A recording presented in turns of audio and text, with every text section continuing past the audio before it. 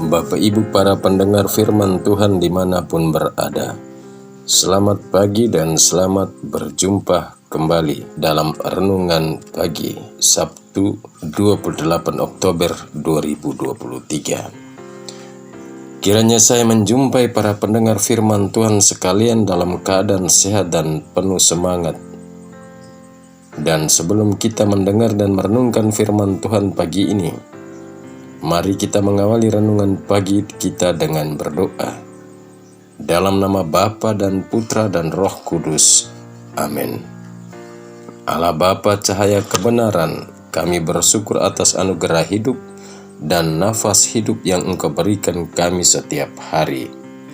Semoga melalui firman-Mu yang kami dengar dan renungkan pagi ini, menghantar kami menemukan kebenaran sejati yakni Yesus Kristus, Tuhan dan pengantara kami yang hidup dan berkuasa sepanjang segala masa.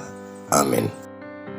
Bapak Ibu para pendengar firman Tuhan, bacaan suci yang akan kita dengar dan renungkan pagi ini saya ambil dari Injil Lukas bab 6 ayat 12 sampai 19. Tuhan bersamamu dan bersama rohmu. Inilah Injil suci menurut Lukas. Dimuliakanlah Tuhan. Sekali peristiwa Yesus mendaki sebuah bukit untuk berdoa. Semalam-malaman ia berdoa kepada Allah. Keesokan harinya ketika hari siang ia memanggil murid-muridnya lalu memilih dari antara mereka 12 orang yang disebutnya rasul. Mereka itu ialah Simon yang juga diberinya nama Petrus, Andreas saudara Simon, Yohanes dan Yakobus, Filipus dan Bartolomeus, Matius dan Thomas, Yakobus anak Alfeus, dan Simon yang disebut orang Selot, Yudas anak Yakobus, dan Yudas Iskariot yang kemudian menjadi pengkhianat. Lalu Yesus turun bersama mereka dan berhenti pada suatu tempat yang datar.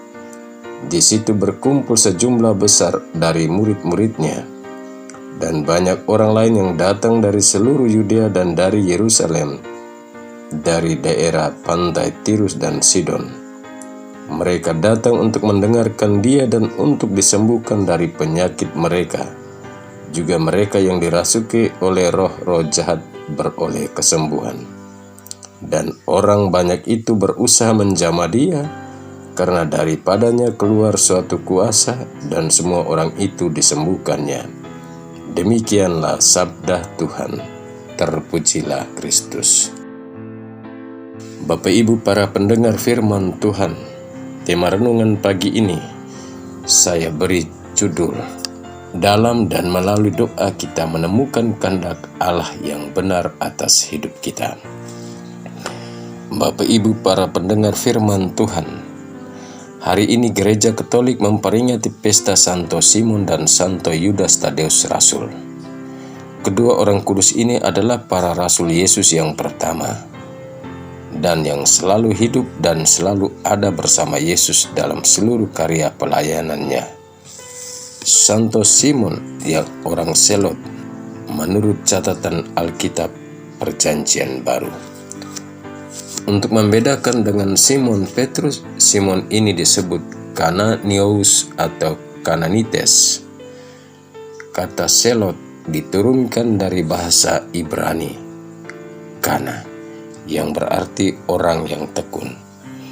Jadi Simon orang Selot adalah orang yang tekun. Dan bersama rasul lainnya ia menerima Roh Kudus pada hari Pentakosta dan menurut tradisi ia pergi ke Mesir mewartakan iman. Sedangkan Santo Yudas Tadeus berdasarkan tradisi ia saudara sepupu Yesus, anak dari Kleopas yang istrinya Maria yang adalah sepupu dari Maria ibu Yesus. Yudas disebut juga Tadeus yang artinya si pemberani, karena dia berani bertanya kepada Yesus, Tuhan, apakah sebabnya maka engkau hendak menyatakan dirimu kepada kami dan bukan kepada dunia? Dan Yesus menjawabnya, jika seorang mengasihi aku, ia akan menuruti firman-Ku dan Bapa-Ku akan mengasihi dia dan kami akan datang kepadanya dan diam bersama-sama dengan dia. Sesudah Pentakosta, Yudas memberitakan Injil di Yudea, Samaria, dan lain-lain. Bapak Ibu para pendengar firman Tuhan dimanapun berada, sehubungan dengan pesta kedua orang kudus yang adalah rasul pertama Yesus, Injil pagi ini mewartakan kepada kita 3 hal penting yang boleh kita renungkan. Pertama, sebelum memilih ke-12 orang yang disebut rasul, Yesus mendaki sebuah gunung dan berdoa sepanjang malam untuk menemukan kehendak Bapa yang benar. Jadi, sebelum melakukan pemilihan ke-12 rasulnya, Yesus berdoa meminta petunjuk dari Bapanya. Kedua adalah sesudah menemukan kehendak Bapanya, ia memanggil murid-muridnya dan memilih dari antara mereka 12 orang yang disebut rasul. Rasul-rasul itu adalah Petrus dan lain-lain, termasuk Simon orang Selot dan Yudas Tadeus. Hal ketiga adalah sesudah memilih 12 orang menjadi rasulnya, Yesus dan ke-12 rasul turun dari gunung dan menjumpai orang banyak. Yesus lalu menyembuhkan banyak orang sakit, maka membuat banyak orang berusaha menjamah jubah Yesus dan percaya bahwa mereka akan sembuh. Bahkan Yesus juga menyembuhkan orang-orang yang kerasukan roh jahat. Bapak Ibu para pendengar firman Tuhan, dari peristiwa ini dapat kita lihat bahwa Yesus memiliki kuasa yang hebat melampaui kuasa dunia apapun. Dari warta ini apa yang dapat kita petik Bapak Ibu saudara-saudari untuk hidup kita? Pertama, doa adalah hal yang sangat vital dan penting bagi kita para murid Yesus.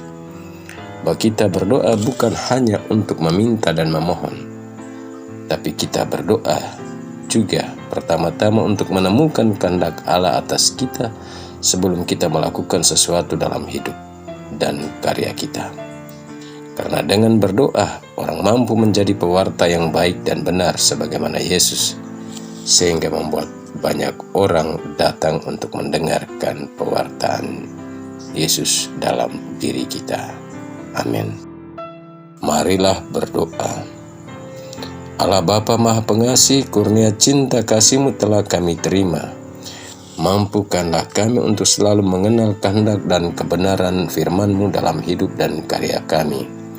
Demi Kristus Tuhan dan pengantara kami, kini dan sepanjang masa.